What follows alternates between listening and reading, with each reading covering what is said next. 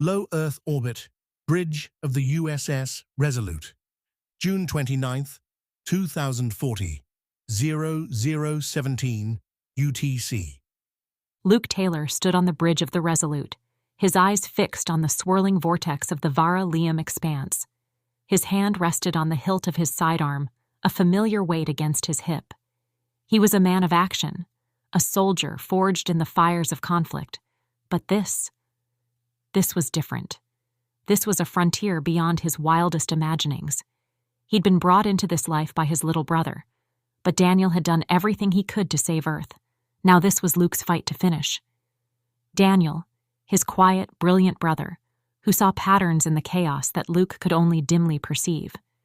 He wished more than anything for Daniel to be at his side one more time. The Earth hung in the viewport like a promise, blue and fragile, its edges shimmering with the aurora flare of the orbital defense shields. Below, sirens wailed across continents.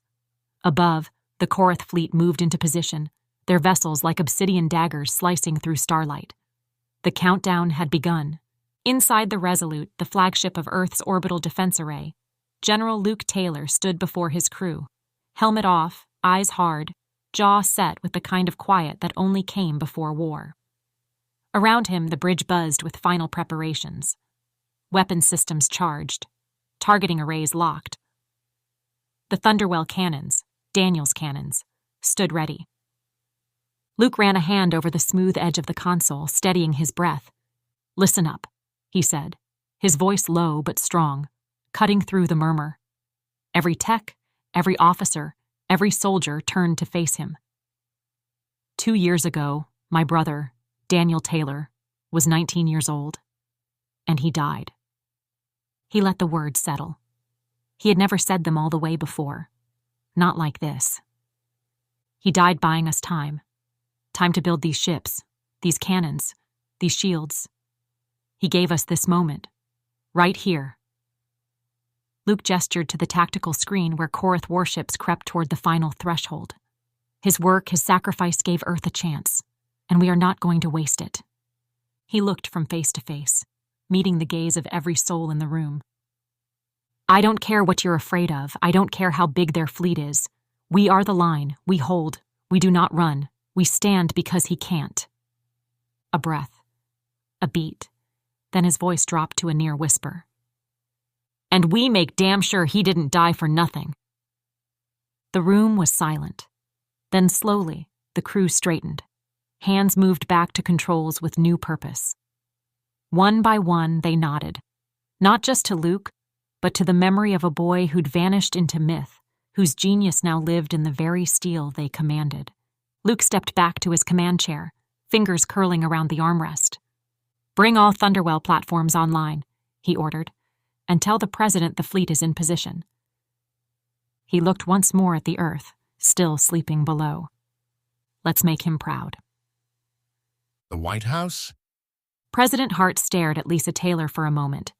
She wished she could do more for them all. Even if Earth survived today, the Taylor family would pay for that survival in blood. They already had. Daniel had been missing for nearly a year now. Missing was a polite way of putting it. Daniel was KIA, they just didn't have a body. It had been nearly 2 years since that 19-year-old kid defied her orders, engaged a group of Korath ships, and in doing so saved the life of everyone on Earth. He bought them all time to finish Thunderwell, time to coordinate defenses. His brother Luke would lead the defense of Earth today, but it would be on the back of his brother's brilliance and ultimately his sacrifice. Libby glanced at the president, her youthful features framed by a mischievous smile. I wonder if she'd like to be immortalized in my story, she asked, her journalist's curiosity dancing in her eyes. Lisa smiled enigmatically, a mix of amusement and determination crossing her face. Perhaps another time, when the world isn't hanging in the balance, she replied softly. For now, we have a story that needs telling, and it won't wait. It can't. Libby happily agreed. Any time Lisa was willing to share stories about Uncle Daniel was a rare gift, and today her mother was in a giving mood. So did Dad freak out when he saw you and Uncle Danny becoming besties? Libby asked. Lisa smiled. No, but he probably should have, because in that moment, I think I was more enamored with that sweet little boy than I was with your father, but he would figure that out in his own time. Montgomery, Alabama, Oak Park, 2026. Luke jogged toward the pond, the late Alabama summer heat pressing against his skin like a damp cloth. Sweat soaking the collar of his faded Alabama State University t-shirt. The basketball was tucked under his arm, its leather surface still warm from the pickup game that had abruptly ended when Jake rolled his ankle near the half-court line. He expected to find Lisa restless and irritated, her slender frame pacing the small clearing by the pond, or her eyes glazed over as she scrolled mindlessly through her phone. A typical scene when she was left waiting. What he didn't expect was the soft, halting sound of Daniel's voice breaking through the afternoon's humid stillness, a sound so unexpected it made him stop mid-stride, his breath catching in his throat. He froze halfway down the slope. Daniel, his silent, uncommunicative brother, sat cross-legged by the water's edge, tossing cracker crumbs to the ducks. And Lisa, his girlfriend, sat beside him, her face turned toward Daniel, a soft, unreadable expression on her lips as she listened. Lisa sat beside Daniel at the water's edge, her shoes off, toes brushing the grass. Daniel was tossing crumbs into the pond and talking, not making sounds, not mumbling. Talking. His voice was soft and a little awkward, some words stretched or clipped in strange places. But it was him. Full sentences, questions, observations. Luke didn't move, couldn't. It felt like walking in on a miracle. They liked the splash, Daniel was saying, not just the food. Lisa nodded. That makes sense. Like ringing a dinner bell, huh? Daniel smiled shyly, and Lisa returned it with a quiet, sincere smile of her own. Luke's throat tightened. He'd never seen either of them look like that before. Not Daniel, open and focused and present. And not Lisa, calm, unguarded, like someone had peeled away all the noise in her head and let her rest. He took a step closer, the dry grass crunching beneath his worn work boots, each movement deliberate and cautious as if approaching a skittish wild animal. Lisa noticed him first. She turned, her long dark hair catching the late afternoon sunlight, gave a lazy wave that seemed more muscle memory than genuine greeting, and said, "Hey." Her tone was casual, but her eyes held a depth of understanding Luke had never seen before. Daniel turned too. He blinked, the afternoon light glinting off his thick glasses, but didn't shrink away or retreat into his usual shell of silence. He just looked up at his brother, his brown eyes alert and present, a rare clarity replacing their usual distant gaze. Luke crouched slowly, muscles tensed, like moving too fast might shatter this fragile moment, this impossible scene of connection he'd never thought possible. His knees pressed into the sun-warmed earth, and he felt the weight of years of failed communication pressing down on him. "He's talking," he said, barely a whisper, his voice cracking with a mixture of disbelief and something close to hope. Lisa raised an eyebrow, a familiar curve to her lips. "You really didn't know he could?" Luke shook his head, stunned, sweat beading on his forehead. "He's never said a word's around me, not once." The admission felt like a confession, a long-held secret of his inability to reach his own brother. Lisa looked at Daniel, her expression thoughtful and soft, something Luke had rarely seen in her. "I didn't do anything special." Daniel shrugged, a small, precise movement. "You talked to me like I could answer." The words were simple, but they carried the weight of years of misunderstanding.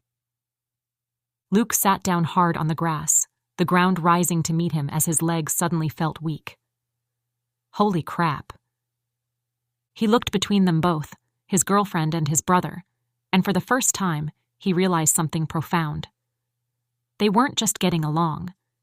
They understood each other with an intuitive language that transcended words, a connection so deep and seamless it seemed to bypass the usual barriers of communication. It was the kind of understanding that didn't require explanation, that existed in the subtle shifts of body language, the unspoken rhythms of shared thought, a silent symphony of comprehension that Luke had never witnessed before, especially not with Daniel, who had always seemed locked away in his own intricate inner world. He should have felt left out, but he didn't. He felt like he was watching two puzzle pieces click into place. "Guess I should have taken you to the ducks a long time ago," he said, voice still dazed. Daniel looked at him. "You don't like ducks." Luke blinked. "Fair." Lisa laughed, shaking her head. "He got you there." Inside the White House in 2040. The shimmer of the hologram flickered slightly as the recording paused, then resumed, refocusing on Libby's eager face. Lisa had moved to the couch behind her daughter, arms folded across her chest, gaze distant. Her expression was unreadable, but not cold, just full, with time, memory, and maybe a little heartache. Libby turned toward her, eyes bright.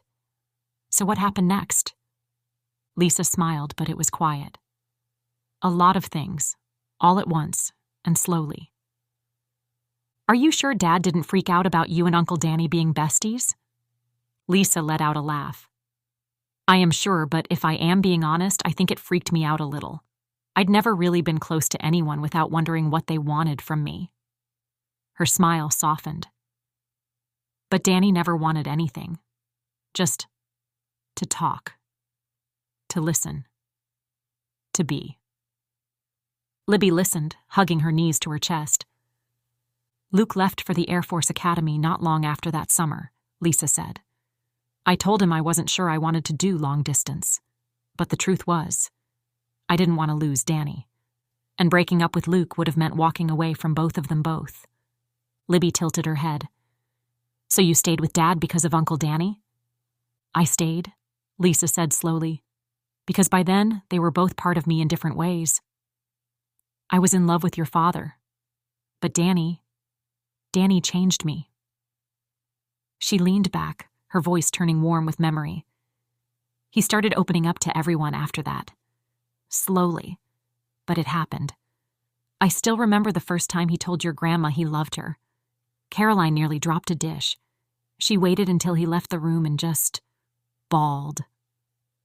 Libby grinned. "She still gets like that when she talks about him." Lisa chuckled.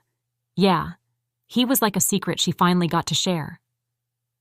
There was a pause, a flicker of emotion crossing Lisa's face, something private and tender. She looked down at her hands. "I remember when I found out I was pregnant with you," she said softly. "Danny was 8, still small enough to hug like a pillow but sharp as ever. I told him Luke and I were having a baby and he just froze." Libby's eyes widened. "Was he excited?" "Terrified," Lisa said with a laugh. "He didn't say anything at first, just sat there like the air had been pulled out of the room. I asked him what was wrong, and he said—" She hesitated. Libby leaned forward. "What?" He said, "I'm afraid you won't have time for me anymore. Because you'll have something that is yours." Libby's breath caught. Lisa smiled gently. "I told him I was scared too, that I didn't know how to be a mom, not really. That this baby would be a piece of me, and I didn't know if I could protect her. Not with Luke gone so much. I reminded him that he was family and that you wouldn't just be a part of me and Luke, but a part of him too." She paused, swallowing. "Danny looked at me, just looked, the way he does when he sees through you, and said, 'Don't be scared. She won't ever be alone. I will love her too.'" Libby didn't speak. Her throat felt thick. Lisa leaned forward and brushed a strand of hair behind her daughter's ear. "He meant it. From the day you were born, you were never alone." The moment held. The room was silent except for the distant hum of the energy shields and the muffled thunder outside. Libby cleared her throat. "So, what happened? How did he end up out there?" Libby said, pointing to space. Lisa's gaze drifted to the window, a faraway look in her eyes. "That, my darling Libby," she began, her voice low and laced with a melancholy that had become as familiar as her smile, "is where the real story begins." Lisa's face shifted, just slightly. Not fear, but a shadow of something close. "It's a longer story," she said, "and not an easy one." Libby nodded. "I want to know anyway." Lisa took a breath. "Then we start with the night he disappeared." The hollow recorder blinked blue again. Libby sat on the edge of her bed this time, her knees pulled up, chin resting on them. The storm outside had quieted, but the sky beyond the shielding grid still glowed red-orange with distant firelight. She looked older than she had the night before, or maybe just more awake. Lisa stepped into frame, her arms wrapped loosely around herself. She didn't sit, just leaned against the doorway like her body didn't quite belong to the moment.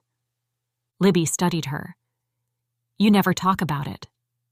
Lisa didn't answer at first, then quietly, "Because I still don't know how to tell it without feeling like it was my fault." Libby blinked. "Why would you think that? I mean, was it?" Lisa shook her head, then hesitated. "Not like you mean. But I made mistakes. The kind that grow roots and pull people under." Libby waited. Lisa looked at her daughter, and for a long moment she seemed to be deciding something. Then she exhaled and began to speak. Not like someone reading a script, but like someone finally opening a sealed drawer. "Your father and I were struggling back then," she said. "He'd been deployed twice in 18 months, and I was alone a lot. Too much." She moved to the edge of the frame, finally sitting. "I'd worked so hard to be better, more stable, more trustworthy. But the loneliness, it was like gravity. My old insecurities started creeping in again. I felt invisible, like all I was good for was being wanted. So I started sabotaging myself, staying out too late, drinking too much, flirting just to prove I could." Libby didn't speak. "Your grandmother noticed," Lisa continued. "She never yelled, just started pulling back. She told Luke I wasn't a good influence on Daniel anymore. She started limiting my visits, and that broke me more than I let on. Because Daniel was the one person who never looked at me like I was damaged." Lisa swallowed. "So when I did get time with him, I tried to make it normal, fun, and safe. But one night, I forgot. I got my days mixed up somehow. I messed up bad." The hollow shimmered, and the screen faded to a memory. Lisa and Luke's rental house near the farm, 2033. The Taylor rental house wasn't much, but it was theirs. 2 bedrooms, leaky plumbing, a broken porch light Luke kept meaning to fix. Lisa used to keep the place spotless, like if she could just control the dust, she could control the way her life unraveled. But not that night. That night, the house was loud.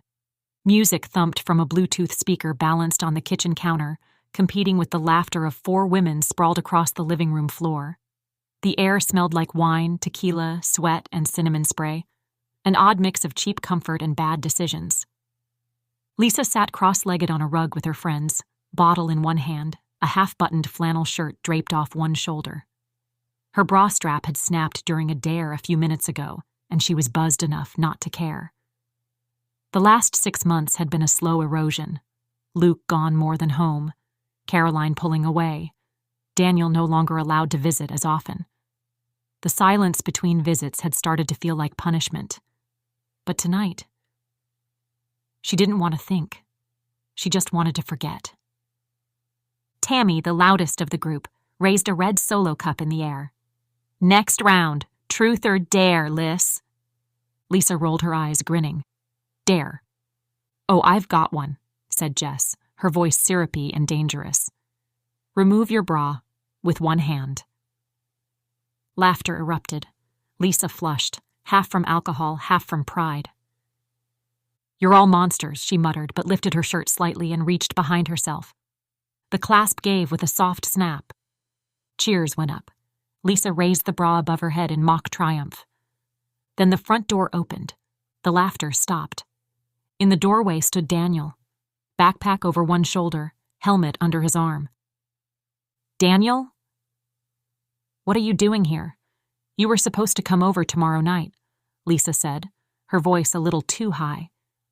Daniel's eyes, magnified by his glasses, widened as he took in the scene. The scattered cups, the open bottle, the laughter dying on the women's lips. Lisa stood abruptly, tugging her shirt down. "Danny." He didn't speak. His eyes continued to scan the room, the overturned bottles, the strangers, the music, her. She saw it the moment it happened, the shift in his expression, like a light going out behind his 14-year-old eyes.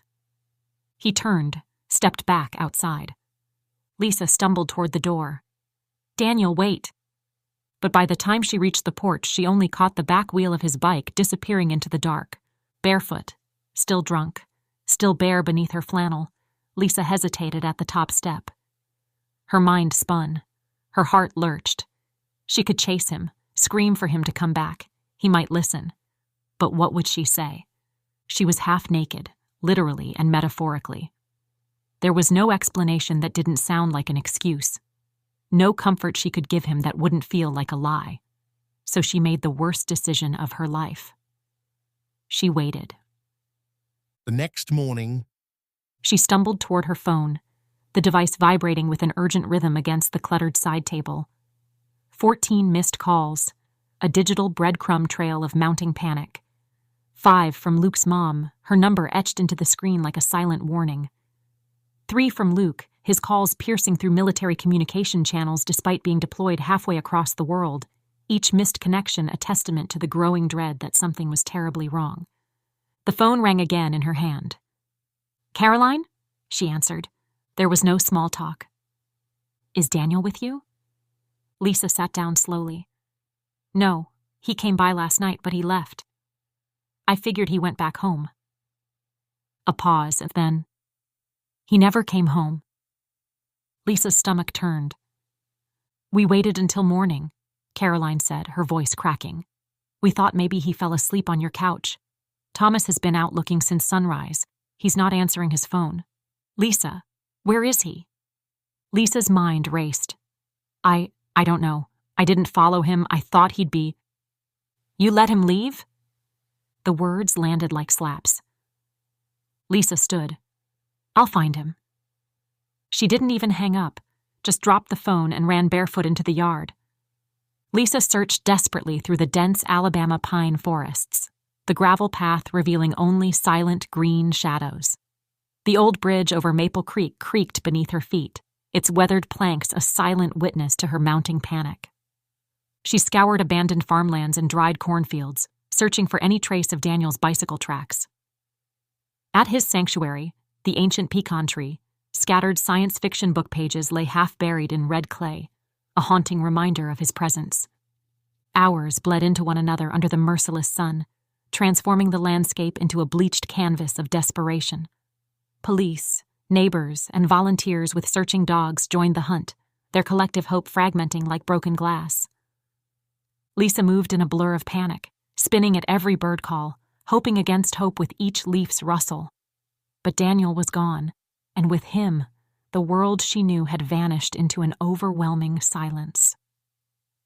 the White House, 2040. Libby's face was pale, her eyes wide and unblinking. He just vanished? Lisa nodded, the memory still raw. 1 minute he was biking home, the next, nothing. She watched her daughter's face, a mirror of her own past fear. The silence stretched, heavy with the unspoken question of where Daniel had gone and what had happened to him. The hollow recording shimmered softly, stabilizing as the system logged another entry. Libby sat on the floor this time, cross-legged, eyes wide and shimmering. She didn't say anything. She couldn't. Her throat felt tight, her hands numb. Across from her, Lisa stared at nothing, some distant point far beyond the room. She hadn't cried when she told the story, not once, but the way her voice cracked now in the silence after was worse than sobs. "I didn't tell anyone for a long time," Lisa said. "Not the whole truth. Not what I was doing that night. Not why he left without saying a word." Libby finally found her voice, soft and stunned. "How long was he missing?" Lisa blinked, eyes clearing just enough to meet her daughter's gaze. Technically for just a little more than a month, but I wouldn't see him again for nearly 6 months, and it was almost a year before he came home. A long pause.